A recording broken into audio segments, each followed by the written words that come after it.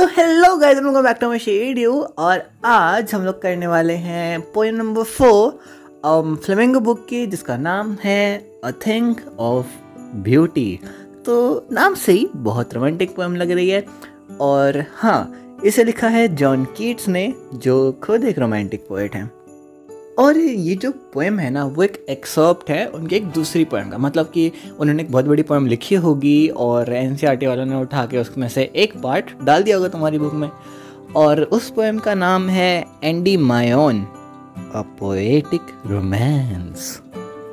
Well, काफ़ी positive vibes आती हैं इस पोएम से अगर तुम पढ़ो तो। और अबाउट द पोएट पढ़ लेना अगर तुमने पढ़ना हो, वैसे कोई पूछता तो है नहीं। नाम के अलावा और कुछ खास नहीं है। तो बिना टाइम वेस्ट करे स्टार्ट करते हैं। A thing of beauty is a joy for ever. मतलब कि अगर कोई खूबसूरत चीज़ है, अब वो खूबसूरत चीज़ एक पर्टिकुलर कोई चीज़ नहीं है, वो जो भी पोएम पढ़ रहा है, जो भी किसी चीज़ को देख रहा है, वो उसके नज़रिए पे डिपेंड करती है।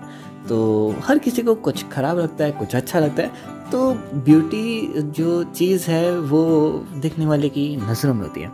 और जो वो चीज़ है वो हमारे लिए एक खुशी का काम करती है, जो कि सारी ज़िंदगी हमारे साथ चलेगी। तो Joy for ever. It's loveliness increases. मतलब उसका जो क्या शब्द आएगा, प्यारापन है ना, वो हमेशा बढ़ता रहेगा। It will never pass into nothingness. और कभी भी वो कम नहीं होगा या ख़त्म नहीं होगा। मतलब जो द थिंग ऑफ ब्यूटी है वो कभी कम नहीं होगी, कभी ख़त्म नहीं होगी हमें खुशी देना। But it will keep a bower quiet for us. Bower अर्थात बच्चों, शेड, छाया, जो जैसे पेड़ की छाया होती है ना, तो वो हमारे लिए एक पेड़ की छाया रखती है, जो कि बहुत शांत होती है। मतलब असली में नहीं, मेटाफोरिकली, कि जब भी आप उसको देखते हो तो आपको जैसे पेड़ की छाया में कैसे आपको गर्मी में ठंडक का एहसास होता है, हवा लगती है, अच्छी सी नींद आ जाती है। And a slip full of sweet dreams and health and quite breathing. मतलब एक नींद जो मीठे मीठे सपनों से भरी हुई है। अच्छे अच्छे सपने आते हैं जब आप ऐसे कंफर्टेबल होकर सो रहे होते हो ना। लेकिन तुम लोग तो 12th में हो ना यार, तुम लोग सोते कंफर्टेबल होके। तुम्हारे स्कूल वाले कहते नहीं तुम्हें सांस लेने को मिल रहा है, उतना बहुत नहीं, तुम्हें वो आज़ादी भी चाहिए हैं। पढ़ लो चुपचाप। And health and quite breathing. मतलब आपकी हेल्थ ठीक रहेगी, मतलब आपको ऐसी फीलिंग आएगी कि आप हेल्दी हो। और क्वाइट ब्रीदिंग मतलब कि शांति से सांस लेना। जैसे जब मेडिटेट कर रहे होते हैं तो कैसे नहीं, आपको बिल्कुल आप कूल माइंडेड होते हो, ज़्यादा टेंशन नहीं होती है, तो उसे कहते हैं क्वाइट ब्रीदिंग या light breathing. Therefore on every morrow are we breathing।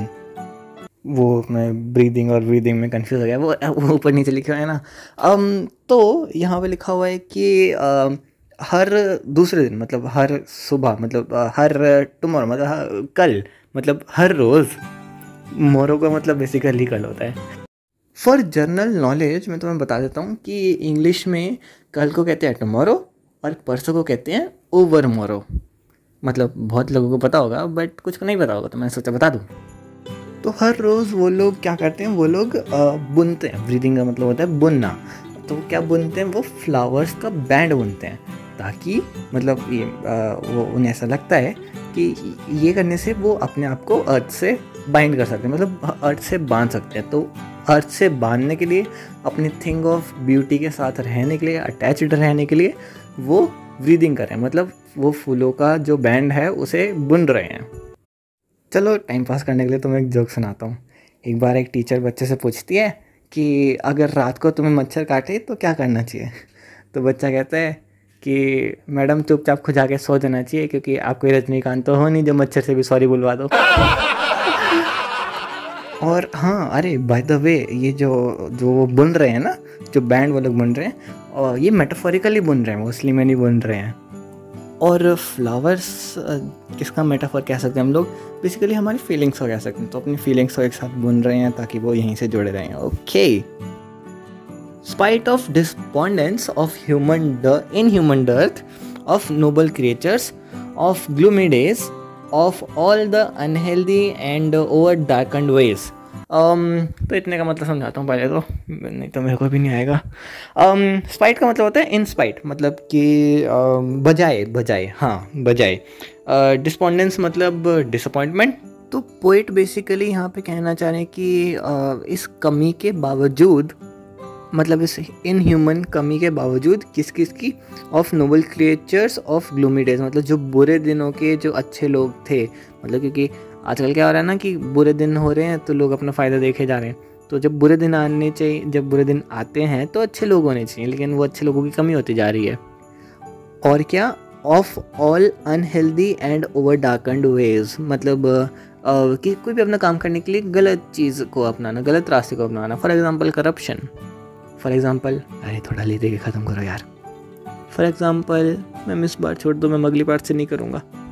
Made for our searching, yes in spite of all some shape of beauty moves away the pall from our dark spirits, मतलब कि हाँ बुरी चीज़ें तो हैं, but in सब के बावजूद भी जो अब भी जो ब्यूटीफुल चीज़ें हैं, जो जो जो द थिंग ऑफ ब्यूटी है, अभी अभी तो बताया था स्टार्टिंग में, भूल गए तुम लोग। तो वो क्या करती हैं, वो जो हमारे जो डार्क क्लाउड्स हैं, बेसिकली पॉल मतलब डार्क क्लाउड्स, तो उनको हमसे दूर ले जाते हैं। डार्क क्लाउड्स मेटाफोरिकली किसको दर्शाते हैं, जो भी हमारी सैडनेस होती हैं, जो भी हमारे जीवन के दुख होते हैं, तो उनको हमसे दूर ले जाते हैं। फ्रॉम आवर डार्क स्पिरिट्स, मतलब जो हमारी अंदर जो गंदी आत्मा है ना, उससे, हाँ उससे। और अब कुछ एग्जाम्पल सुन लो कि द थिंग ऑफ ब्यूटी क्या क्या हो सकते हैं, ठीक है, पोइट के हिसाब से सुन लो। और तुम्हें अगर हम अपने बताने हैं तो कमेंट्स में लिख सकते हो, एक दो तो लिख ही देना। सच द सन, सूरज, मून, चंद्रमा, trees old and young sprouting a baby boon, मतलब ट्रीज जो पुराने हैं या नए हैं, जैसे बनियन ट्रीज बहुत पुराने होते हैं, पीपल के पेड़ बहुत पुराने होते हैं, तो वो नए हैं या पुराने हैं, बट वो छाया तो देते हैं ना हमें, तो बून मतलब छाया, तो वो बून तो देता है ना हमें। फॉर सिंपल शीप, मतलब कि बिना डिस्क्रिमिनेशन की कि कौन इनके नीचे बैठ रहा है, बिना उसके सोचे समझे वो उसको छाया प्रदान करते हैं। And such are daffodils, basically फूल होते हैं, daffodils with the green world they live in, तो बेसिकली डैफोडिल्स जो कि इस हरी भरी दुनिया में रहते हैं। And clear rills that for themselves a cooling covert make gainst the hot season, तो बेसिकली रिल्स मतलब छोटी छोटी स्ट्रीम्स हम लोग कह सकते हैं, मतलब नहर नहीं, नहर से भी छोटी स्ट्रीम्स या मूविंग वाटर बॉडीज़ कह सकते हैं। तो that for themselves a cooling covert, covert मतलब कि कवर या शेल्टर टाइप कुछ, ठीक है। तो वो basically against the hot season, मतलब जब गर्मी का टाइम होता है तो वो हमें शेल्टर देते हैं या कवर देते हैं उस गर्मी वाले सीजन से, उस गर्मी से। The mid forest brake, and brake मतलब यहाँ पे ब्रेक नहीं है, ब्रेक मतलब यहाँ पे है फर्न्स। फर्न्स बेसिकली एक प्लांट का टाइप होता है और छोटे छोटे होते हैं। Rich with a sprinkling of fair musk rose blooms, मतलब स्प्रिंकलिंग मतलब क्या होता है, स्प्रिंकलिंग मतलब स्प्रिंकल करना नहीं, स्प्रिंकलिंग अगर मैं टिपिकल वर्ड कहूँ तो डिस्ट्रीब्यूटेड कह सकते हैं, ठीक है, थिनली डिस्ट्रीब्यूटेड कह सकते हैं।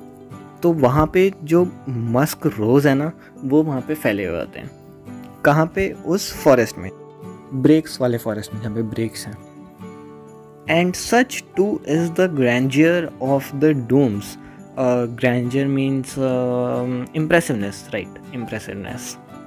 एंड डूम्स मीन्स अंत, बेसिकली किसी का अंत, किसी भी चीज़ का अंत। We have imagined for the mighty dead, तो बेसिकली यहाँ पे उनकी डेथ की बात हो रही है जिन्होंने किसी भी तरीके की लड़ाई में अपनी जान गंवाई है, मतलब किसी भी तरह की ये लड़ाई में योगदान दिया है, मतलब चाहे वो कोई वैसी वाली वॉर हो या सोसाइटी के लिए कोई वॉर हो या सोसाइटी की किसी कोई एक पर्टिकुलर क्लास के लिए कोई वो वॉर हो, तो ऐसी किसी भी वॉर के लिए जिसने भी कुछ अपना बलिदान दिया है, उन सब की जो डेथ की है, उन सब की जो सेक्रीफाइसेस की है, वो भी एक थिंग ऑफ ब्यूटी है।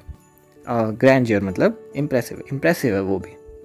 और हाँ, यहाँ पे डेड का मीनिंग हम लिटरली मौत नहीं ले सकते, मतलब ले भी सकते हैं, मतलब यहाँ पे बिल्कुल लिटरल जो मीनिंग है वो डेथ निकलता है, और जो अदर मीनिंग निकलता है वो इसका बलिदान भी निकलता है, मतलब अगर कहीं किसी ने बलिदान दिया है तो वो भी निकलता है।